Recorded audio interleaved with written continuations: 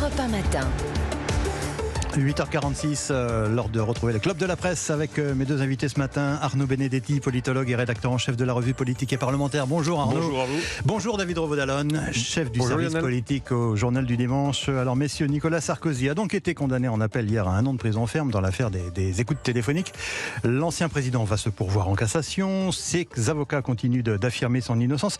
Alors en fait, je suis pas sûr qu'on ait bien conscience, Arnaud Benedetti, de l'importance de cette décision de justice qui est quand même historique. Parce qu'il faut se mettre dans l'idée que, potentiellement, dans 15 ou 18 mois, on va avoir un ancien président de la République qui sera contraint de se balader avec un bracelet électronique. Oui, alors c'est pas fait, parce qu'il y a Non, quand même c'est pas fait. il y a un pourvoi en cassation, et quand même, j'allais dire, l'une des pièces décisives qui, d'une certaine manière, motive la décision des juges, est une pièce qui va poser problème, justement, lors du pourvoi en cassation. Et vous pensez... Donc c'est pas fait encore.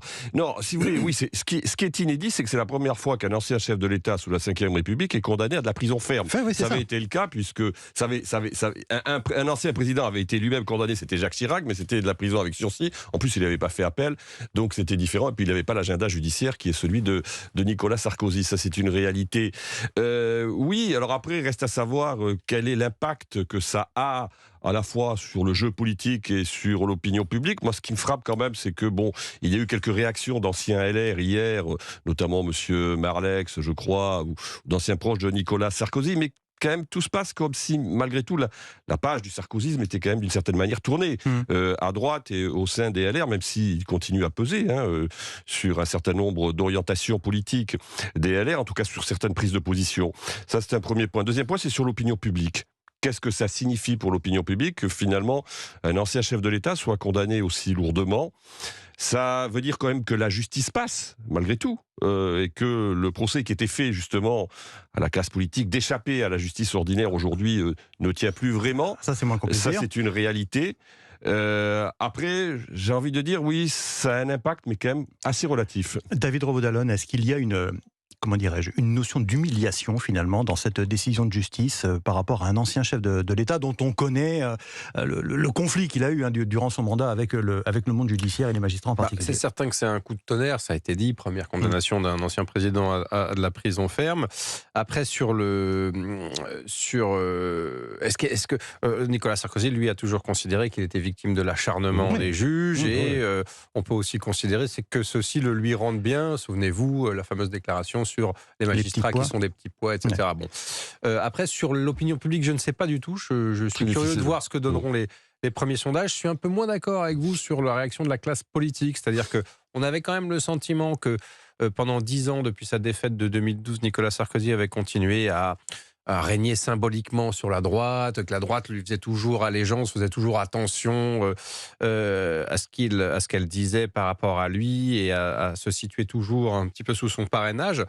On avait remarqué dans ces dernières années, dans ces derniers mois, que c'était un peu moins le cas. Je veux citer notamment certaines déclarations de Bruno Retailleau, souvenez-vous, dans la lutte, la compétition pour le congrès LR. Il avait pris ses distances avec l'ancien président, mais là on voit que il y a quand même tout l'état-major LR, Éric Ciotti, le président du parti, Olivier Marleix, le président du groupe, qui s'inscrivent en faux contre cette décision, qui soutiennent absolument Nicolas Sarkozy. Donc je serai un petit peu moins affirmatif que vous pour dire que la page Sarkozy est tournée à droite, bien sûr, sur le plan opérationnel.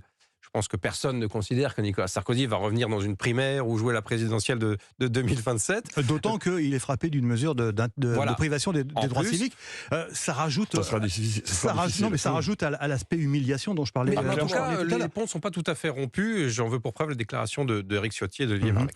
Vous avez entendu l'édito d'Alexis Brézé ce matin du Figaro, qui estime que cette condamnation pose un problème sur le plan juridique. On condamne Nicolas Sarkozy pour avoir eu l'intention d'un trafic d'influence, et la justice a validé le fait que les conversations entre un client et son avocat pouvaient être écoutées. Alors on va pas refaire toute une thèse sur le sujet, mais enfin malgré tout, Arnaud Benedetti, est-ce que ça pose pas un problème quand même Clairement, ça pose un problème. D'ailleurs, on verra bien ce qui ressortira de la Cour de cassation, notamment sur l'utilisation quand même d'une conversation qui est une conversation privée entre un avocat et son client. Là, on a en effet un problème qui, sur le plan, j'allais dire, juridique et judiciaire, se pose réellement. Principe qui avait été défendu en son temps par Éric Dupond-Moretti. Mais bien sûr, évidemment. Donc on peut imaginer que le pourvoi en cassation des avocats de l'ancien chef de l'État va mettre en avant cet élément qui est un élément, à mon avis, très problématique. David Revaud-Dallon, un mot là-dessus ? Oui, sur les 2 points évidemment sur lesquels les avocats de M. Sarkozy vont essayer de prospérer en cassation, c'est quand même compliqué. Moi, je ne suis pas spécialiste juridique, je ne sais pas du tout ce que peut décider la Cour de casse là-dessus, mais évidemment, je pense que ce sont des arguments assez solides sur le plan juridique. C'est ce qui fait que les avocats de Nicolas Sarkozy dénoncent un jugement plus moral en fait que véritablement juridique. Alors, autre sujet dans l'actualité, messieurs, je voulais vous entendre là-dessus, la poursuite des entretiens, des consultations de la Première ministre Elisabeth Borne avec les partenaires sociaux et les syndicats. Les leaders continuent de défiler à Matignon pour exprimer leur opposition à la réforme des retraites. Elisabeth Borne pensait, j'imagine, en ouvrant ces discussions, pouvoir tourner la page de la réforme des retraites. David Revaud-Dallon, en fait, ça ne sera pas le cas. Ça ne sera pas le cas, mais en même temps, comme dirait l'autre, je dirais que le dialogue est réengagé. Et donc, il y a du positif et du négatif. Le négatif, vous le disiez, c'est que les syndicats restent vent debout et que chacune de leurs interventions lors de la réunion d'hier a commencé par une opposition, une mise au point très nette et très hostile à la réforme des retraites en disant que le combat continuait, notamment, je pense qu'on va en parler avec cette proposition de loi du groupe Lyotte, le 8 juin à l'Assemblée nationale. Mais en même temps, comme dirait l'autre, d'autres sujets ont été évoqués, la question des salaires notamment, la question des rémunérations, de la fonction publique, du point d'indice des fonctionnaires, des contreparties patronales, etc. Donc, je dirais un partout. La Première ministre sait qu'elle va devoir quand même encore se traîner le boulet de la réforme des retraites dans ses conversations avec les syndicats, mais elle a quand même réussi à ouvrir d'autres chantiers, et ça, c'est quand même un motif d'espoir. Alors justement, est-ce que les syndicats, Arnaud Benedetti, ne risquent pas d'être critiqués sur le fait que, comme ils acceptent de parler un petit peu d'autre chose que de la réforme des retraites, et peut-être que eux aussi, ils sont sur la pente de tourner la page de la réforme des retraites? Ils se sont parlé, mais ils sont restés les uns et les autres l'un et les autres plutôt sur les mêmes positions. En l'occurrence, c'est vrai que c'est un progrès qu'ils se soient parlé, puisqu'ils ne se parlaient pas jusqu'à maintenant. Ensuite, si vous voulez, ils ne pouvaient pas en être autrement compte tenu du calendrier, j'allais dire parlementaire, et du calendrier des mobilisations sociales, puisque vous avez le 6 juin une mobilisation sociale de l'ensemble de l'intersyndicale, et vous avez le 8 juin, en principe, la discussion lors de la niche parlementaire de la proposition de loi du groupe Lyotte, sur laquelle, quand même, fondent un certain nombre d'espoirs, au moins politiques, les syndicats. Alors justement, de ce point de vue-là, on observe une véritable crispation dans la majorité. On essaye de torpiller ce texte au motif qu'il aggraverait, pour dire les choses simples, pour que tout le monde comprenne, les comptes et les charges publiques. David Revaud-Dallon, ça peut tenir, ça, ce raisonnement ? Ça peut tenir sur le plan de la procédure. C'est d'ailleurs, je crois, ce que les responsables de la majorité et de l'exécutif ont essayé de faire passer via la présidente de l'Assemblée nationale, Yaël Braun-Pivet, mais on sait qu'elle résiste un petit peu et qu'elle a toujours défendu finalement d'abord le parlementarisme depuis qu'elle est en place, et donc qu'elle a une bonne relation avec les oppositions et qu'elle considère qu'il faut les laisser s'exprimer. Après, il faut quand même rappeler que ce texte de loi, c'est-à-dire cette proposition de loi du groupe Lyotte, qui vise à supprimer l'article 7, c'est-à-dire le report de l'âge de la retraite, peut tout à fait être voté, puisqu'il a l'assentiment d'un certain nombre de groupes d'opposition. C'est une éventualité très sérieusement engagée par le gouvernement.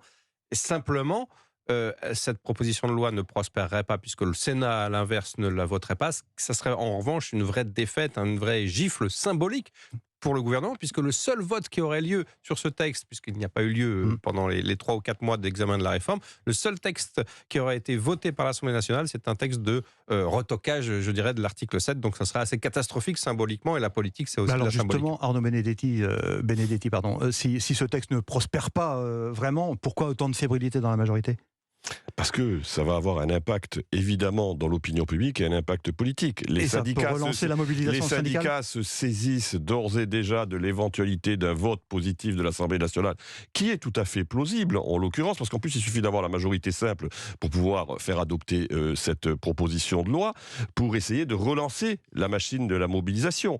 Donc, ça créera un effet de trouble. Et si aujourd'hui, on voit un certain nombre de membres de l'exécutif ou de membres de la majorité exciper l'irrecevabilité au nom de l'article 40 de cette proposition de loi, c'est que parce qu'ils ont anticipé le fait de l'impact que ça aura dans l'opinion publique et l'impact que ça aura évidemment sur les mobilisations sociales. Cela dit, moi je me pose, pardonnez-moi messieurs, une question toute simple, mais relancer la mobilisation à la veille des vacances, parce que c'est vraiment... Non, mais en tout cas, ça permet de continuer à faire exister la confrontation. Ça permet de... Vous savez, cette confrontation, elle s'est toujours jouée sur deux théâtres, l'Assemblée et dans la rue. Bah là, on aurait effectivement, je ne sais pas si c'est un baroud d'honneur, parce que je pense que les syndicats ne le conçoivent pas comme ça, mais en tout cas, on aurait un nouveau round supplémentaire. Je crois que c'est la 14e de mémoire journée de mobilisation. Bah voilà, ça rajouterait un chapitre à cette histoire. Surtout, ça soulignerait, alors qu'on est à un an de la législature, l'extrême fragilité de la majorité. Encore une fois, évidemment. À l'Assemblée nationale. Évidemment.